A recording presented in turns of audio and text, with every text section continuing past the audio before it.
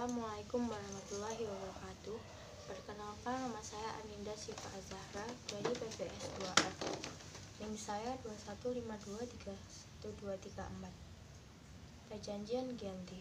Perjanjian Giyanti merupakan suatu peristiwa besar di masa silam. Situs sejarah ini hadir sebagai ikatan kolektif masyarakat dengan peristiwa tersebut.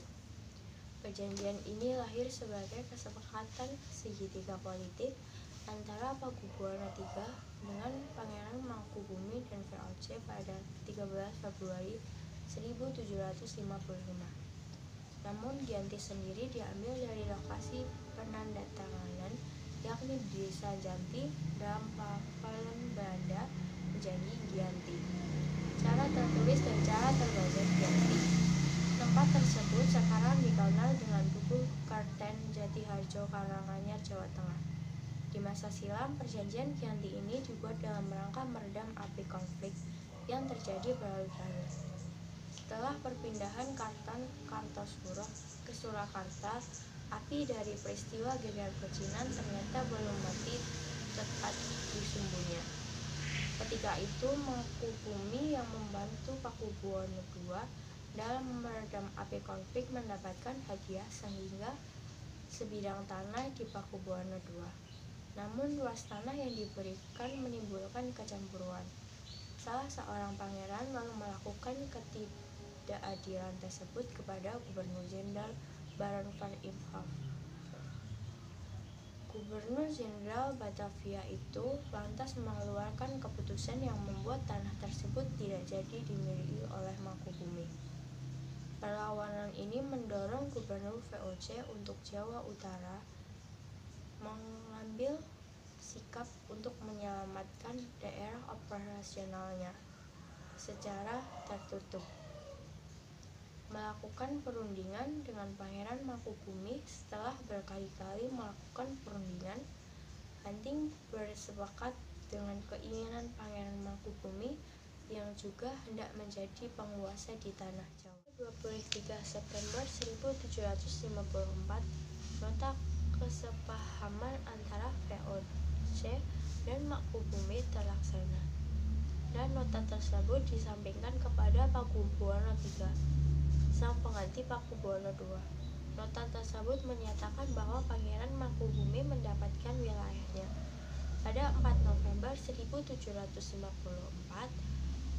Pakubuwono III menyatakan persetujuannya terhadap hasil perundingan Gubernur Jawa Utara dengan Mangkubumi tersebut.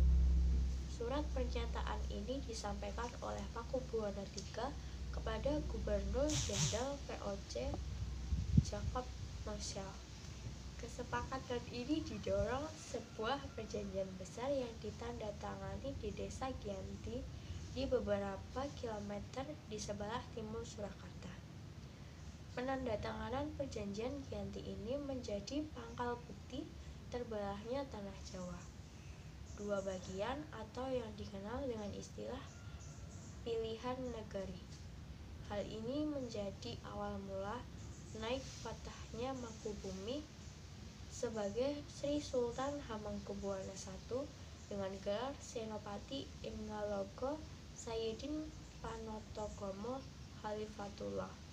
Sejak ditandatanganinya perjanjian tersebut pada 13 Februari 1755, akan tetapi keterbelahan masyarakat Jawa tersebut tidak terjadi. Seketika pasca perjanjian Giyanti, proses pembagian wilayah juga aspek-aspek lain seperti bahasa mengalami proses perpanjangan dalam seiringnya waktu. Giyanti yang tidak merinci pembagian wilayah pada gilirannya menimbulkan rentetan peristiwa. Sementara itu, pasca perjanjian Giyanti, Raden Mas Said atau Pangeran Sambernyawa yang dulu membantu Mangkubumi terus menemukan pemberontakan. Seperti halnya Pangeran Sambernyawa yang merupakan pra-Pakubuwono turut menuntut hak sebagai penguasa wilayah. Dalam gerakannya pada Oktober 1755, Pangeran Sambernyawa berhasil mengalahkan satu kelompok pasukan VOC.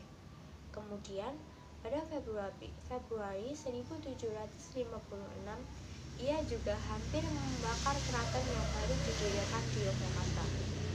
Setelah perang bertahun-tahun, VOC akhirnya menyudahinya dengan mendatangi Perjanjian Salatiga 1757. Perjanjian ini membuat Jawa menjadi terbagi. Pada perjanjian ini disepakati Pangeran Sambernyawa mendapat bagian dari Kasunanan Surakarta dengan wilayah kekuasaan yang dikenang Kadipaten Mangkunegaran. Pangeran Sambernyawa pun berjatah tahta Kanjeng Gusti Pangeran Adipati Arya Mangkunegara Lelono Jayamiseso Senopati ing Alaga Satriya Praga Mataram ing Negari Surakarta Adiningrat.